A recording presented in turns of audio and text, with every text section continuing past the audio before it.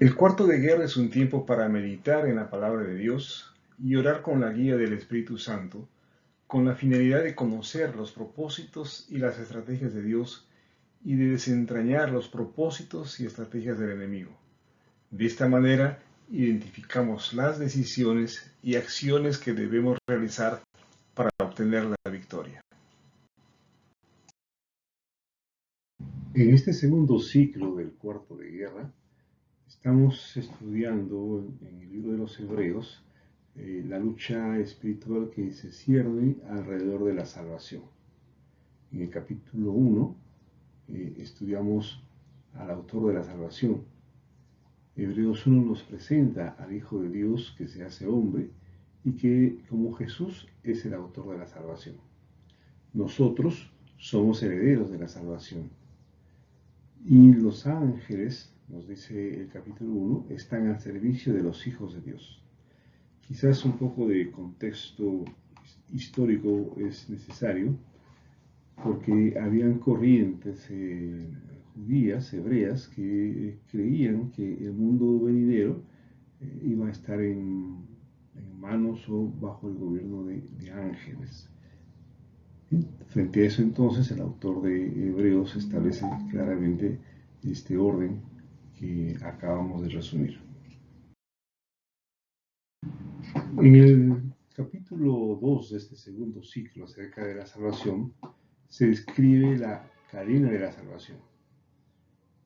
Estamos refiriéndonos a Hebreos capítulo 2 versículos 1 al 4. En él nos dice que es Jesús quien inicia esta cadena de salvación cuando comparte la palabra de salvación entre sus discípulos. Estos hicieron lo mismo con los suyos y así sucesivamente. Ocuparnos de la salvación, tal como lo dice en Hebreos 2, 1 al 4, significa seguir extendiendo la cadena de la salvación por medio de la palabra. Nos dice además que es Jesús quien inició esta cadena y que quienes predican la salvación, quienes siguen extendiendo esta cadena de la salvación, a ellos los acompañan señales, maravillas, diversos milagros y dones del Espíritu Santo. A continuación vienen 4 versículos que nos ofrecen una información muy importante, muy reveladora para nosotros. Yo reitero esta recomendación de que presten mucha atención a lo que nos dicen estos versículos. Empieza diciendo, es más, no son los ángeles quienes gobernarán el mundo futuro del cual hablamos. ¿Bien? Entonces nos está haciendo una afirmación.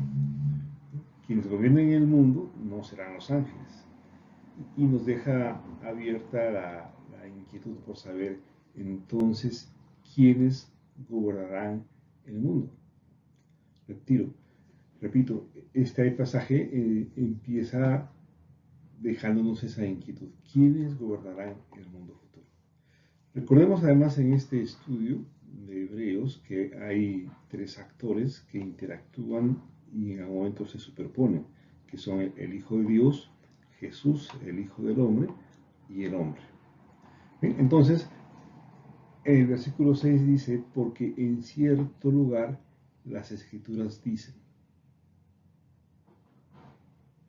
que son los simples mortales para que pienses en ellos, o un hijo de hombre para que de él te ocupes. Sin embargo, por un poco de tiempo, los hiciste un poco menor que los ángeles y les coronaste de gloria y honor. ¿De quién está hablando estos pasajes? ¿A quién se está refiriendo? Porque recuerden que está dándole la respuesta a la pregunta, ¿quiénes gobernarán el mundo futuro? Porque lo plantea como una pregunta, ¿qué son los simples mortales para que pienses en ellos? ¿O un hijo de hombre para que de él te ocupes? ¿Se está refiriendo al Hijo de Dios? ¿Se está refiriendo a Jesús, el Hijo del Hombre? ¿O se está refiriendo a los hombres, a los hijos de Dios? Sin embargo, por un poco tiempo, dice, los hiciste un poco menor que los ángeles y les coronaste de gloria y honor. Y el versículo 8 nos da la respuesta, dice, les diste autoridad sobre todas las cosas. Vuelvo a la pregunta inicial, ¿quiénes gobernarán este mundo futuro? Pues si lo ven con cuidado nuevamente, se está refiriendo a los hijos de Dios. Está hablando en plural. ¿Quiénes son los simples mortales? En el versículo 7 dice, los hiciste un poco menor que los ángeles, los coronaste de gloria y honor. Y en el versículo 8 lo dice claramente, les diste autoridad sobre todas las cosas. ¿Bien? Entonces, este pasaje, como les decía inicialmente, tiene un contenido muy, muy importante para la lucha espiritual. En materia de lucha, es clave la forma como se posiciona el luchador, en qué tipo de piso está parado y cómo está parado. Igualmente nosotros tenemos que saber exactamente quiénes somos, en qué terreno estamos parados y cómo estamos parados. ¿Bien? Entonces, en materia de autoridad espiritual, a quienes les dio la autoridad es a los hijos de Dios. Mucho de la lucha espiritual se basa en el engaño, la mentira que usa el enemigo para debilitarnos, para derrotarnos, es precisamente hacernos pensar que no tenemos autoridad, que los ángeles tienen una autoridad superior, que estamos frente a seres superiores. Y eso, como repito, nos debilita en la lucha espiritual. Hay mucho de trato, de teoterapia de Dios en este pasaje. Cuando se pregunta qué son los simples mortales para que pienses en ellos, se está refiriendo a la visión, a la concepción, al autoconcepto, por usar un término más moderno, que tenemos acerca de nosotros. Simples mortales, pasajeros, temporales, débiles, sujetos a enfermedades, sujetos a desórdenes emocionales, etcétera, etcétera, etcétera. ¿Nos vemos así nosotros, simples mortales? ¿O un hijo de hombre para que de él te ocupes? Además de vernos como simples mortales, sentimos que no somos dignos de la ocupación, del interés de Dios acerca de nosotros. ¿Quién somos? Identifica esos pensamientos, si los tienes tú en tu corazón, porque, como repito, eso refleja que el enemigo ya dejó sembrado en nosotros un pensamiento de debilidad, un pensamiento distorsionador. Y por el contrario, mira lo que te está diciendo este pasaje. Les diste autoridad sobre todas las cosas. Por un poco tiempo, los hiciste un poco menor que los ángeles, por un poco tiempo. Pero los coronaste de gloria y honor. Le diste autoridad sobre todas las cosas. Hay que entender entonces este tiempo, el tiempo actual, que la Biblia la llama por un poco tiempo, y hay que entender el mundo futuro, en el cual será manifiesto esa corona de gloria y honor, será manifiesto esa posesión de autoridad que Dios le da a los hijos de Dios. Entramos al versículo 9 del capítulo 2 de Hebreos sabiendo que Dios le ha dado autoridad a sus hijos sobre todas las cosas. Pero el versículo 9 nos ayuda a ubicar mejor ese contexto, porque empieza diciendo, ahora bien, cuando dice todas las cosas, significa que nada queda afuera. Está reiterando el autor que la autoridad de los hijos de Dios es sobre todas las cosas. Y ello debe significar que nada quede fuera de ese campo de autoridad. Pero todavía no vemos que todas las cosas sean puestas bajo la autoridad de ellos. Repito este versículo que es muy claro para entender nuestro día a día, lo cotidiano nuestro como hijos de Dios. Nos está diciendo que en teoría todas las cosas, o en principio, todas las cosas están sujetas a la autoridad de los hijos de Dios. Pero en la práctica vemos que no todas las cosas están bajo la autoridad nuestra. Tenemos allí un problema, ¿no? Que es el que está describiendo precisamente la lucha espiritual. Si todo estuviera sujeto a la autoridad, entonces no habría más lucha.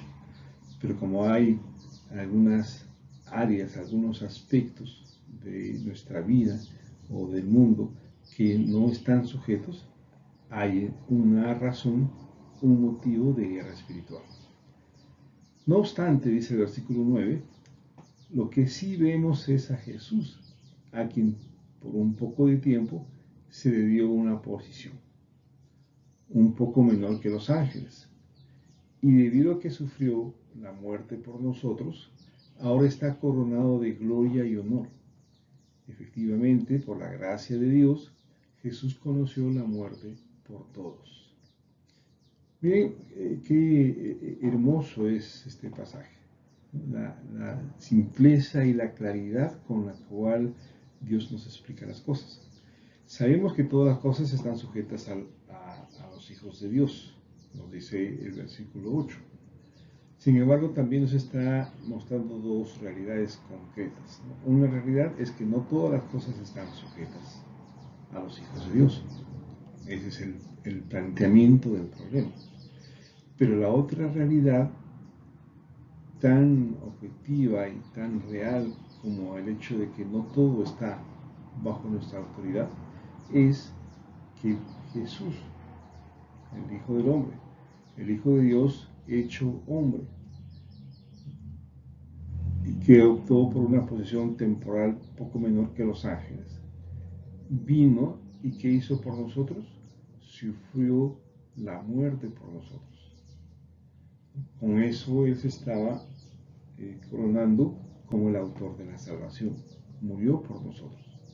Toda la doctrina de la salvación en ese sentido lo tenemos muy claro. Ahora, dice, está coronado de gloria y honor. Efectivamente, por la gracia de Dios, Jesús conoció la muerte por todos. Entonces, nos está diciendo, para resumir, no todas las cosas están sujetas a nuestra autoridad. Primera realidad. Pero segunda realidad, sabemos con claridad que Jesús es el autor de la salvación, muere por nosotros y que además ahora está sentado en la gloria de Dios, coronado de gloria y honor. Esos son los hechos que nosotros tenemos. Sobre esos hechos que nos transmite la palabra de Dios es que tenemos que afirmarnos para enfrentar la batalla espiritual. Recordemos que nosotros estamos siendo llamados o se nos está dando la responsabilidad de extender la cadena de la salvación. Nos está dando la responsabilidad de compartir palabra para que otras personas se salven. Nos está advirtiendo que no debemos detener esa cadena. Nos está diciendo que si desobedecemos sello, entonces vamos a, o no vamos a poder disfrutar de lo otro que nosotros anhelamos, ¿no? Las señales, los milagros, los prodigios. Estos hechos sobrenaturales se desatan en aquel que está siendo un participante activo de la cadena de la salvación. Esa es la mirada que debemos tener. Ese es el objetivo que tenemos que tener nosotros como guerreros en esta batalla espiritual, como guerreros de la salvación. ¿Cuál será la estrategia del enemigo? Detener esa cadena, distraernos, obstaculizarnos, paralizarnos. Y esa acción lo hace básicamente tratando de que nosotros nos mantengamos en la ignorancia de los hechos. Y los hechos son que Él ha dado a los hijos de Dios autoridad sobre todas las cosas. Tú, yo y todos los que participan en esta cadena tienen autoridad sobre todas las cosas. Pero si experimentamos que no la tenemos, que hay áreas en nuestra vida, en nuestro contexto, que no están bajo la autoridad de Dios, entonces recordemos que también Jesús murió por ello. Precisamente esa es la gracia y el corazón de la salvación, que Él vino para salvarnos, para que podamos nosotros continuar siendo partícipes activos de esta cadena de salvación. Por eso Él nos perdonó los pecados pasados, presentes y futuros, diciéndonos, tu preocupación no es el pecado, porque yo morí por ello. Tu ocupación debe ser extender la cadena de la salvación. Que Dios los bendiga abundantemente.